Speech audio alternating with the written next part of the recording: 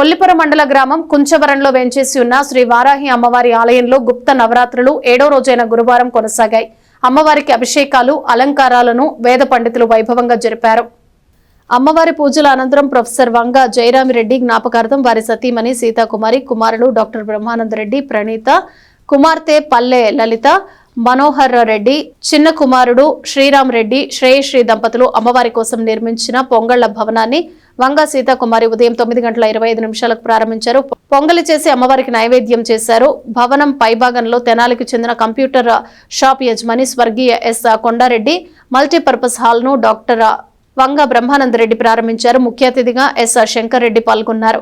వంగ సాంబిరెడ్డి, వంగ వారి కుటుంబీకులు, ఆలయ ధర్మకర్తలు తన్నీరు శ్రీనివాస్ బాబు, నాగమల్లేశ్వరి దంపతులు, లలిత ప్రసాద్, జయలక్ష్మి పెద్ద సంఖ్యలో భక్తులు పాల్గొన్నారు. అనంతరం హోమాలను జరిపించి అన్నప్రసాద వితరణను చేశారు. శుక్రవారం ఉదయం 7:26 జరిగే పూర్ణాహుతిలో భక్తులు పాల్గొనాలని ధర్మకర్తలు కోరారు. అసలు ఇక్కడ వారాహిదేవి అమ్మవారికి ఈ సేవ చేసే భాగ్యం కలగడం మా అదృష్టంగా భావిస్తున్నాను. మీ నాన్నగారు జయరామ్ రెడ్డి గారి పేరు మీద ఈ బిల్డింగ్ కట్టాను. ఇక్కడ ఎంతోమంది విద్యార్థులు చదువుకుని బాగా వృద్ధిలోకి రావాలని నా కోరిక. ముఖ్యంగా కుంచవరం గ్రామంలో మా అన్నగారు అయినటువంటి వంగ జయరామ్ రెడ్డి గారి జ్ఞాపకార్థం వారి బాబు వంగ ఆనందరెడ్డి గారు, అదేవిధంగా శ్రీమతి గారు సీతారత్నం గారు, మరి ముఖ్యంగా ఇక్కడ పొంగళ్ళ షెడ్ నిర్మించడం అనేది చాలా సంతోషం. చాలా బ్రహ్మాండంగా వచ్చింది షెడ్ కూడా. మరి ఇది ఇక్కడ ఎన్నో సేవా కార్యక్రమాలు జరుగుతున్నాయి శ్రీనివాసరావు గారి ద్వారా.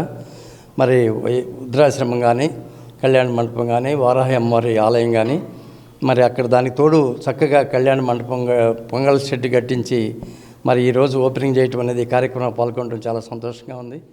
ఇది చాలా ఉపయోగకరమైన. అసలు మేము ఆలోచిస్తున్నాం, ఈ చుట్టుపక్కల ప్రాంతంలో కొద్ది సంవత్సరం కూడా కాకుండానే వేలాది మంది జనాలు వస్తూ ఉన్నారు.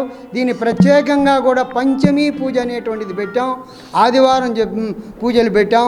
మరి ఎక్కువ ప్రచారం లేకపోయినా కూడా ఆ తల్లి యొక్క ప్రభ మరి దేశ విదేశాల్లో కూడా వెళుతూ ఉన్నది. మరి ఇది మన యొక్క అదృష్టం, ఈ గ్రామ ప్రజలు, చుట్టుపక్కల గ్రామ ప్రజల యొక్క అదృష్టంగా భావిస్తూ ఎంతో అభ్యున్నతిలోకి ఈ దేవాలయం వచ్చినందుకు మీ అందరికి కూడా సహకరించినందుకు కృతజ్ఞతలు తెలియజేస్తూ, ఇటువంటి దాతలు, ఇటువంటి గొప్ప మానవతావాదులు ఉన్న ఈ సమాజంలో మేము ముందుకు నడవగలుగుతాం, చేయగలుగుతాం. ఎంతోమందిని ఇక్కడ ఆధ్యాత్మికంగానే కాకుండా పేద పిల్లల చదువులు, ఉద్యోగాలు అప్ టు సివిల్ సర్వీసెస్ వరకు ఈ ప్రాంగణాన్ని మేము తీర్చిదిద్దబోతున్నాం. వీళ్ళందరి సహాయ సహకారం, వీళ్ళందరి గవర్నమెంట్, వీళ్ళందరూ కూడా ముందు చాలా గొప్ప స్థాయికి ఈ ప్రాంతంలో ఉన్న పిల్లలు చాలా ప్రభుత్వాలు సహకరిస్తున్నాయి అంటే వాళ్ళు వాళ్ళ పరిధిలో చేస్తున్నారు.